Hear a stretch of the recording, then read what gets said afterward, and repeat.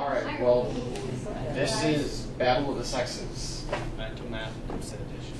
I'm Salvador Esparza. And I'm Sam Brush. Alright, well first we're going to talk about the nature of our experiment. We did mental math, which is the ability to do simple mathematical equations in your head.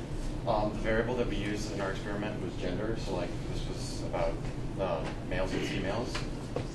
And our location was IMSA. The experiment was about training and not knowledge, which is like a misconception.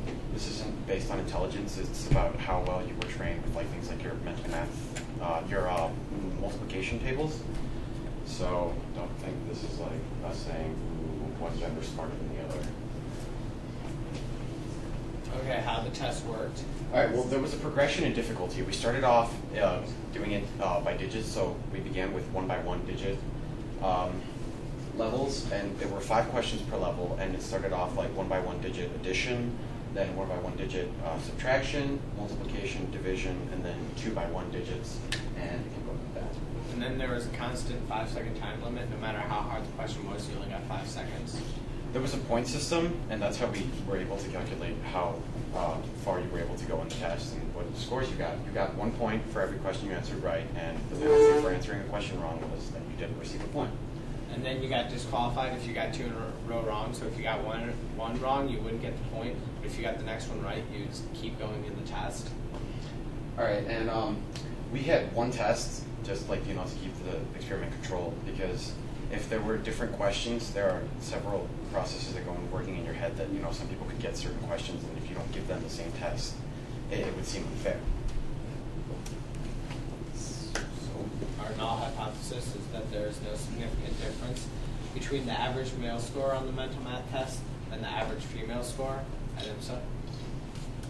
All right, well, we had done previous research, on the topic, and we had found that a study that U of I had done said that men excel at math and history and mechanical thinking, while women excel at reading comprehension and associative memory.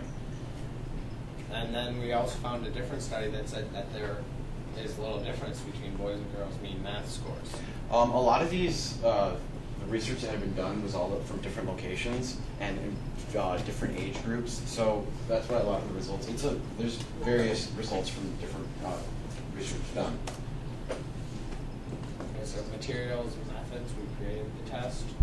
Which was the initial step in testing people. And then we took 20 anonymous student volunteers from each gender, so we had 40 students take our test.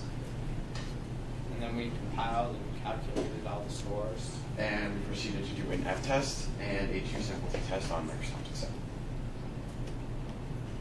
And this ended up being our data. As you can see in the F-test, we have a 3.95 times 10 to the negative over 5 p-value, which is less than 0.025, so we had to assume unequal variances and did a t-test on 2 simple, assuming unequal variance. And our p-value was 0.020594, which was less than 0.05. And that's our graph. And it shows that the male score is the average was higher, and we have our error bars. So that's distribution. Okay. Yeah.